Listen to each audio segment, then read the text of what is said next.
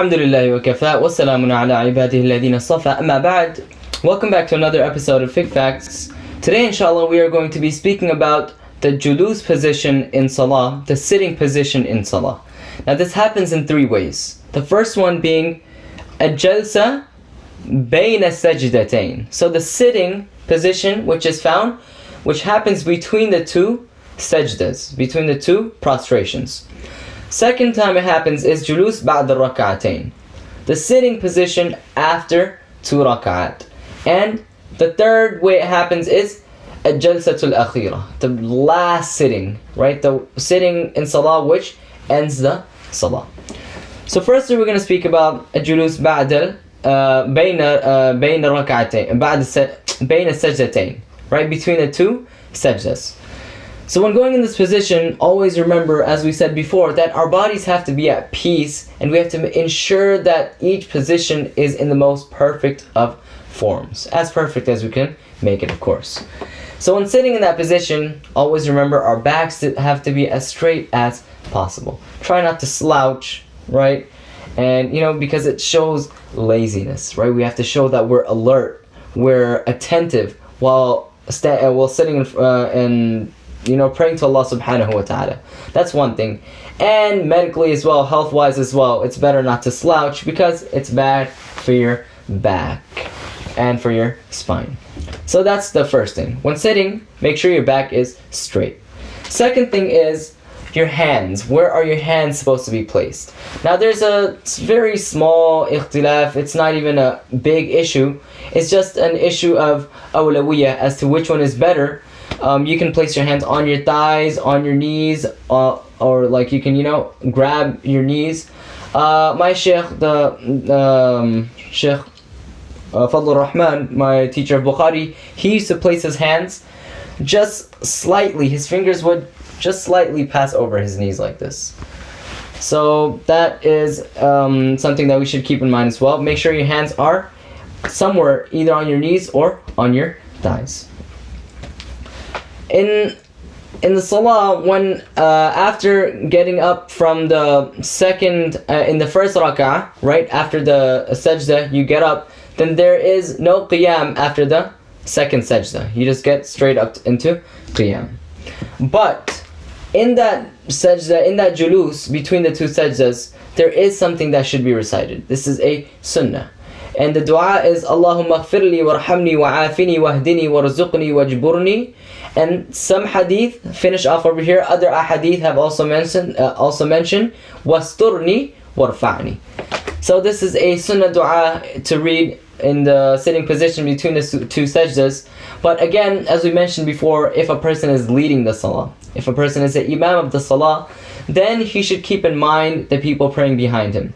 Sometimes just this little bit of recitation of the dua may prolong the salah a bit, causing harm to someone behind. Maybe someone is in a hurry, maybe someone is not able to remain in that position for too long.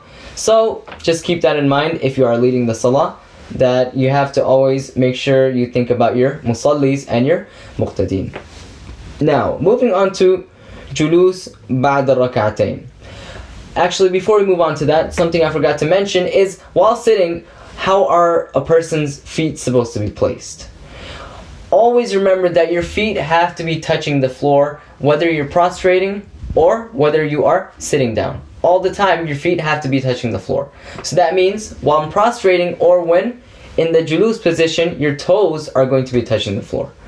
Now the most common way, which has been found by Rasulullah ﷺ to be done the most, is that he would keep his right foot up, his toes would be bent and facing towards the qibla, and he would rest the rest of his body on top of his left foot. So it would be like this, like his left foot would be sideways, he would be sitting on his left foot, and his right foot would be up like this, in this position.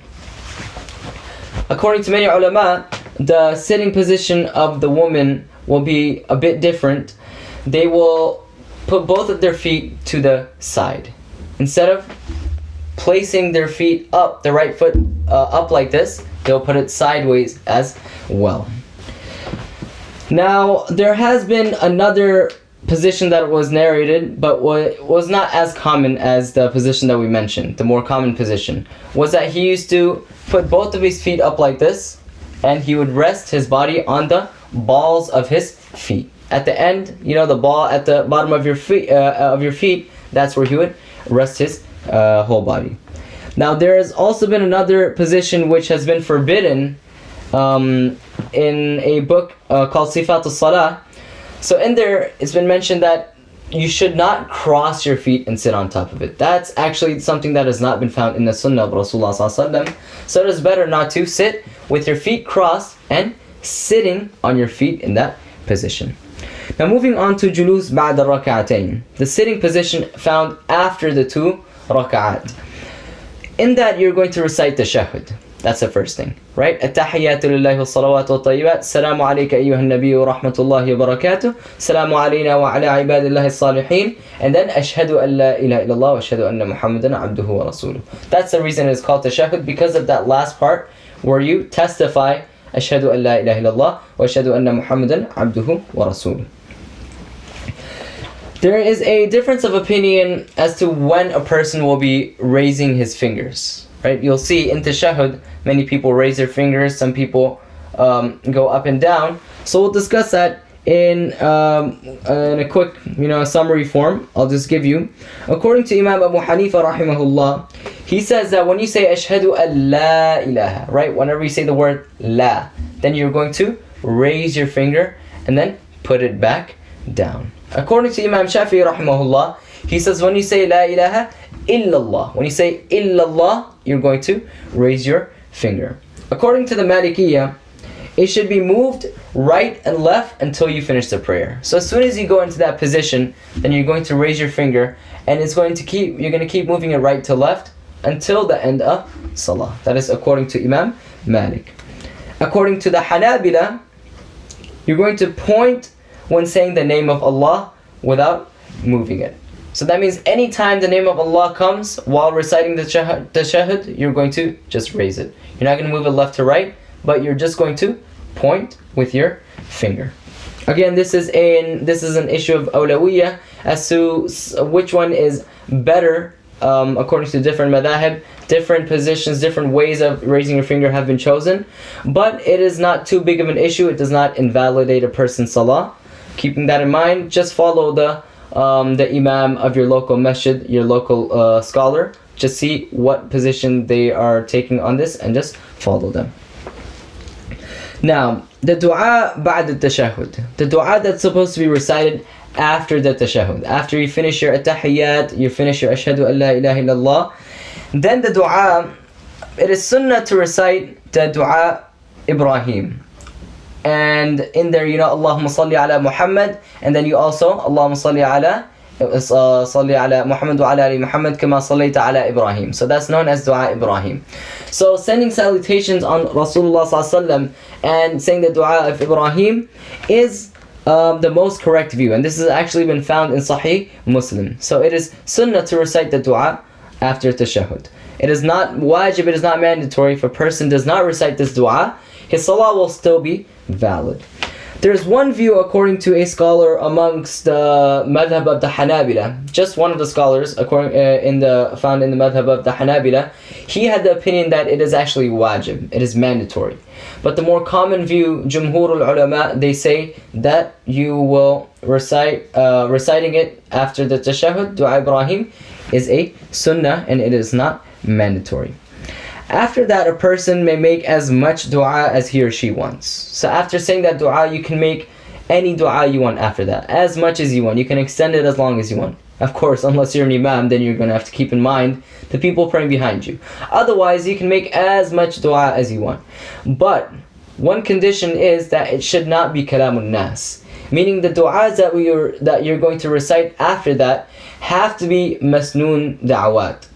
Those that are found in the ahadith, the du'as that Rasulullah ﷺ taught us, right? It shouldn't be something that you thought about yourself. It shouldn't be kalamun nas, as they call it, as the ulama and the fuqaha have classified it as. Lastly, the taslim, right? Assalamu alaikum wa rahmatullah, assalamu alaikum wa rahmatullah. So the most correct view is to say assalamu alaikum wa rahmatullah Assalamu alaikum wa rahmatullah. There is a very uncommon view that you say Assalamu alaikum wa rahmatullahi wa barakatuh, but that is something that the ulama and the fuqaha have not taken to be as authentic and as sahih as the qawl and the opinion of Assalamu alaikum wa rahmatullah. When a person says this salam, who exactly are we saying salam to? Right? The niyyah, the intention that should be made is li khuruj min as-salah. Right? One is that it is to exit the salah. To end the salah, a person will say salam. And the niyyah that he's going to make is that he's giving salam to the angels on his right and left shoulders. You know, the person that's writing down our good deeds, and the angel that is writing down our good deeds, and the angel that is writing down our bad deeds. Inshallah, the angel on the left is not writing down so many things. But yes, you're going to make intention that you're giving salam to the two angels. And if you're not praying alone, you're praying in a gathering, then your intention will be that salam is also for the people that are praying on your right and your left side. Majority of the ulama agree that it is wajib to say salam when exiting salah. So in order for a person to end his or her salah, saying salam is wajib according to most of the ulama and the fuqaha. According to Imam Abu Hanifa rahimahullah, he has classified doing salam as sunnah. Not mandatory, not wajib, but just a sunnah. So that's all about julus. May Allah subhanahu wa ta'ala give us the tawfiq to make our salah in the most perfect manner, just like Rasulullah sallallahu alaihi wasallam used to pray, just like his Sahaba radiallahu anhum used to pray as well. Jazakumullah khairan, and see you guys at the next episode.